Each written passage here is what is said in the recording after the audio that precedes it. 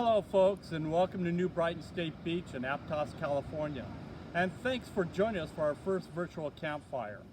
My name is Paul Kars, and I'm a Senior Interpretive Aide with California State Parks. Joining us today are Senior Interpretive Aides Ashley Wemp, Ravina Hasselbach, and Carolina Mejia. You're probably watching from home, sheltering in place because of COVID-19. I want to take a moment to appreciate and thank you for doing your part while we are all in this together. If you're looking for updates about the responses to COVID-19, I invite you to check out California State Parks webpage, www.parks.ca.gov, and you'll find updated information about access and closures. Also on Flatten the Curve, you'll find some suggestions and precautions when you go out in nature. But before we start the evening of campfire festivities, let's take a moment to acknowledge that New Brighton State Beach sits on the land of the Waswas-speaking tribes called Aptos, Soquel, and Zayani, who were the original stewards of this region. We would like to recognize the indigenous people past and present, give our appreciation for the opportunities to teach, work, live, learn, and steward on their traditional homelands. Now, what I'd like you to do is raise your hand if this is the first time that you've visited New Brighton. Okay, now raise your hand if you've been here maybe more than twice. How about 3 times? How about 10 times? Well, let us know where you're tuning in from when you send comments to us from on Facebook and on YouTube. So on the comments, be sure to tell us that where you're visiting from. How many of you are from Santa Cruz County? I bet there's some of you from San Francisco, and I bet there's a whole bunch of you from Sacramento. How many are from Los Angeles? Who's from Minneapolis? Who's from New York? Who's from Idaho? Again, drop us a comment and a like and let us know where you're from. And when you tune in for our next one, we'll be able to make shout outs to you. Now, wherever you're from, we're gonna have Carolina who's gonna test your knowledge with a game about our state animals, insects, and plants. Hi guys, my name is Carolina Mejia and we're going to play some California State trivia. In my hands I have some stickers with some California State representatives of animals and plants, and we're going to play a little game. The first one is California State mammal. Grizzly bear. Skunk. Human.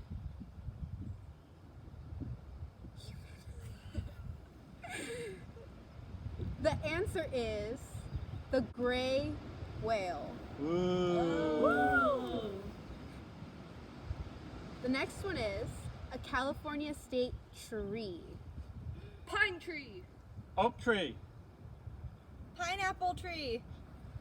The answer is a coastal redwood. Ooh. Makes sense. Yes. The next one, a California State bird. Bald eagle. Vulture. Condor. The valley quail. Oh, I love quails. They're so cute. They are very cute. The California State flower. Bird of paradise. Daisy. Cactus flower. It is the California poppy. Ah. And the very last one is the California State reptile. Alligator. Rattlesnake. Lizard. And the answer is the desert tortoise. Ah. These are all our California State animals and plants. Thank you for playing, guys. Hi everyone, my name is Ashley Wemp and we're going to be singing a song together. And I know many of us are staying home and trying to figure out how to get some exercise. So we're going to be singing a song with some movement. and that song is My Bonnie Lies Over the Ocean. And what we're going to do is for every word that starts with the letter B, we're going to either stand up or sit down. And so we're going to sing through it once slowly so we get the hang of it, and then we're going to speed it up again. So let's go ahead and sing this song. Alright, so on the count of 3, we're going to start singing. So, 1, 2, 3. My body lies over the ocean. My body lies over the sea. My body lies over the ocean. So bring back my body to me, to me. Bring back, oh bring back my body to me. Bring back, oh bring back my body to me. Alright, should we do it again? Yeah. But faster? But faster. Alright, let's do it again, but faster. So, my body lies over the ocean. My body lies over the sea. My body lies over the ocean. So bring back my body to me, to me. Bring back, oh bring back my body to me, to me. Bring back, oh bring back my body to me. Alright, give yourselves a round of applause. Hi everyone. We're gonna do another song called Boom Chicka Boom, and this is a repeat after me song. This is a repeat after me song, And a do as I do song. and a do as I do song, And I do believe that I am standing up. and standing up.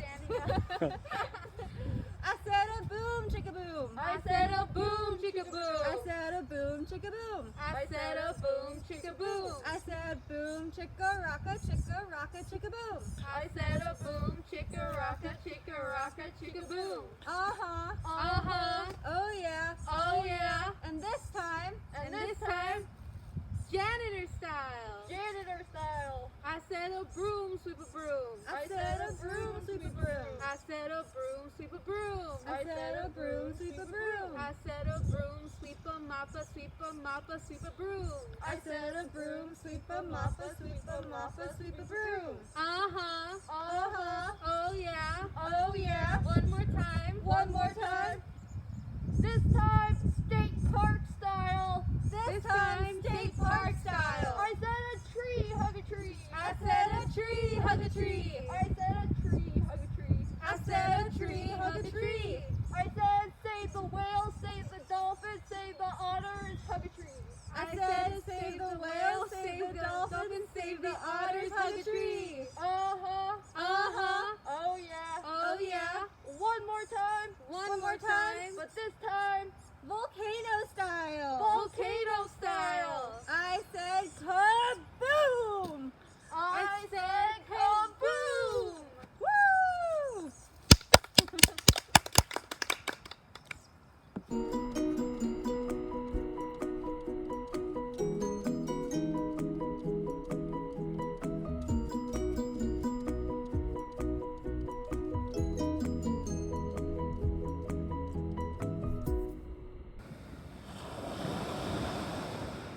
Ladies and gentlemen and kids, today we have a special guest who's come all the way from Elkhorn Slough, swam up here to New Brighton Beach and play around in the seaweed and has decided to come out and meet with you.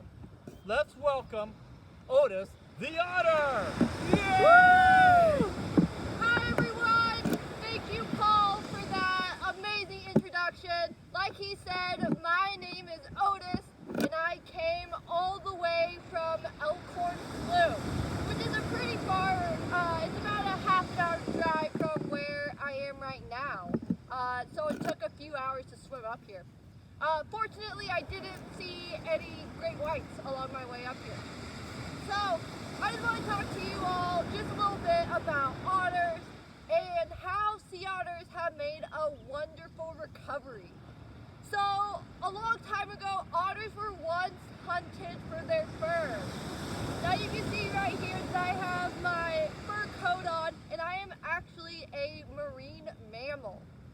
And so, like other marine mammals like your seals and sea lions, they have a thick layer of blubber or fat. But as a sea otter, I have this thick fur coat. And there can be up to 1 million hairs per square inch. And that's more than you and I have, like you and Paul have on your heads combined. And so these otters were hunted for their fur coats for people to stay warm with. And so it was once thought that sea otters were extinct. And what does extinct mean? Well, extinct means that there are no longer any more of those animals. But a little south of here in Big Sur, there was a group of about 30 otters that was found, and they were hanging out in a group called a raft. And sea otters aren't very good at social distancing. They like to hang out in big clumps of people. And so I swam up here, so I'm practicing those social distancing rules. And so, what do otters eat? What do I enjoy? I can't go to the grocery store, pick up that piece of pizza or that piece of fruit. I have to dive into the waves and catch my food. And so, sea otters are one of those animals that use tools. And so, I'll carry around in my extra layer of skin under my armpit my favorite rock. And so, this rock is used to crack open shells. So this is a clam shell. And so, what I'll do is I'll lay on my back and use the rock to break open the shell. And then I'll eat all the delicious insides of a clam or mussels, or maybe if I'm lucky, I'll get a sea urchin. And sea urchins are really spiky, and so it's very important that I crack it open so I don't eat all those spines. When I'm done eating, I just roll over and tumble in the waves and blow air into my fur coat, and that adds another layer of warmth to my body. And otters live in kelp forest, and this kelp is really important because it acts as an anchor for when I'm taking a nap. And so I'll wrap myself up in that kelp and have a nice afternoon siesta. And when I'm done taking a nap, I wake up hungry, like I'm sure most of you do, and so I go back down to the depths and get my next meal. And so, sea otters also are very important to kelp forest ecosystems. And in the kelp forest, it acts as a habitat for a whole bunch of different animals, from leopard sharks to the sea urchins I mentioned, and to a bunch of fish as well. And so, sea otters love to eat urchins, and urchins love to eat kelp. And when there are no sea otters in a kelp forest, those urchins eat all of the kelp. And when that kelp dies, there's no habitat for all those other animals to live. And so, sea otters eat those urchins and keep their populations controlled so that the kelp forests stay very diverse, because lots of people come from all over the world to see the kelp forest within the Monterey Bay. And so, sea otters have made a wonderful or miraculous recovery, but what can you do to help sea otters? Well, for one, you can use a reusable water bottle and bring that with you and just fill it up with water so that you're not using those plastic water bottles. Another thing you can do is when you go to the grocery store is use your reusable bag. And it's handy to keep some in the trunk of your car. And another thing is if you go get takeout in a restaurant, you can bring like bamboo silverware or something so that you don't use those plastic utensils. So with that, thank you for learning about sea otters and for having me at your campfire this afternoon. It's time for me to go eat my dinner. I hope to see you all maybe out in the water someday, and until then, see you later.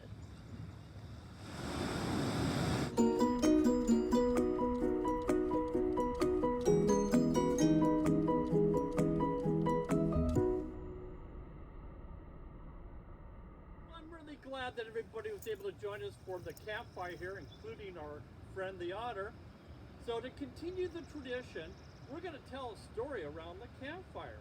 And tonight, I'm going to share with you the story about the concrete ship. What do you mean, a ship made out of concrete? That's right. At the end of the pier at Seacliff Beach, there's a ship that's made out of concrete. How can that be? Well, it just so happens all ships built before World War I were built out of wood. But during World War I, everybody wanted battleships, and they used a lot of steel, and all of a sudden they ran out of steel. So what are you going to build a ship out of? Well, an engineer from Norway decided to build a ship out of concrete. You can make anything float with enough buoyancy and enough surface area, and sure enough. And so they built a fleet of 12 of them. And so they were done right when the war was done. And who wants a concrete ship? So 3 of them sat up in the open area in dock waiting for someone to use them, and nobody wanted them until around 1929 when a group of investors got together and they bought the concrete ship, had it towed down to Seacliff State Beach, had it sunk down into the sand, built a pier onto it, and from 1930 to 1932, it was a party boat. That's right.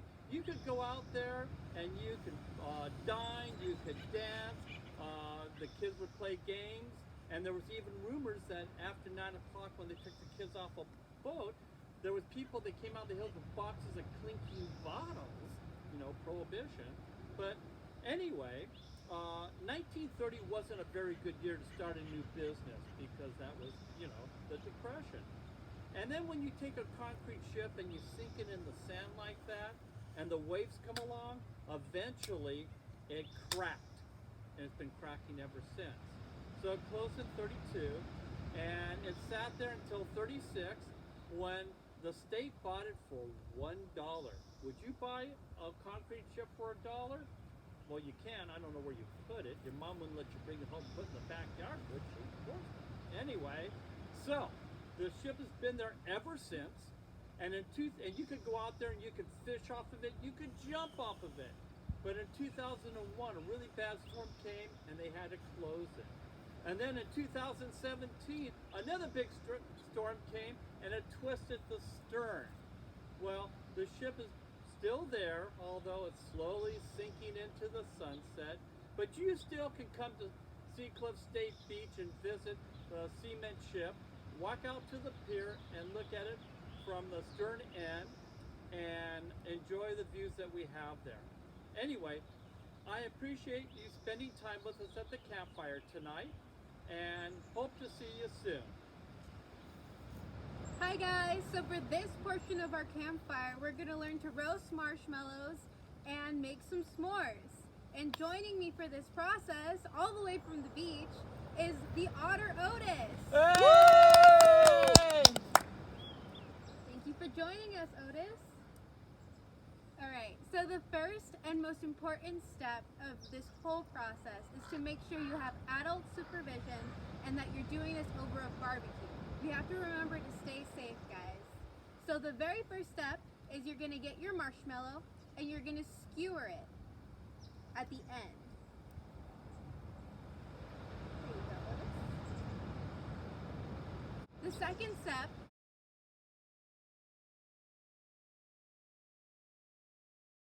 is to make sure that you put the marshmallow right over the heat and you slowly rotate so you have an even cook along the marshmallow. And you can do this as long as you want for how crispy you want the marshmallow. The third step is to put the marshmallow in between 2 graham crackers and some Hershey's chocolate. You put it in between and you press down on the marshmallow and you slowly rotate the skewer until it's out of the marshmallow. And now you have a perfect s'more. Yeah. Oh, perfect. Well, thank you for joining with us tonight. We really enjoyed having you visit with us at New Brighton State Beach for our first virtual campfire. Join us again for our next one where we'll have live entertainment and more games and songs. And if you like what we did, be sure to comment back on Facebook. This will also be on the Seacliff State Beach YouTube website. Again, thank you, be safe, and have a nice evening. Oh, good one.